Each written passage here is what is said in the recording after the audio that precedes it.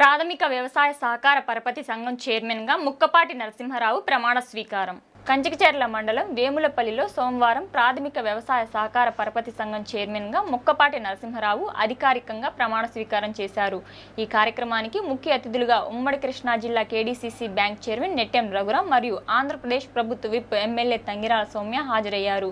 ఈ సందర్భంగా ఎమ్మెల్యే తంగిరాల సౌమ్య మాట్లాడుతూ రైతుల సంక్షేమమే ప్రభుత్వ ప్రధాన లక్ష్యమని, వ్యవసాయ రంగాన్ని బలోపేతం చేయడంలో సహకార సంఘాల పాత్ర కీలకమని పేర్కొన్నారు. రైతులకు అందుబాటులో ఉండే విధంగా సౌకర్యవంతమైన సేవలను అందించేందుకు నూతన చైర్మన్ నరసింహారావు కృషి చేయాలని ఆమె ఆకాంక్షించారు. KDCC bank chairman Nettem Raghuram కూడా నూతన బృందానికి శుభాకాంక్షలు తెలియజేస్తూ వ్యవసాయ రంగ అభివృద్ధికి బ్యాంకు తరపున పూర్తి సహకారం అందజేస్తామని హామీ ఇచ్చారు.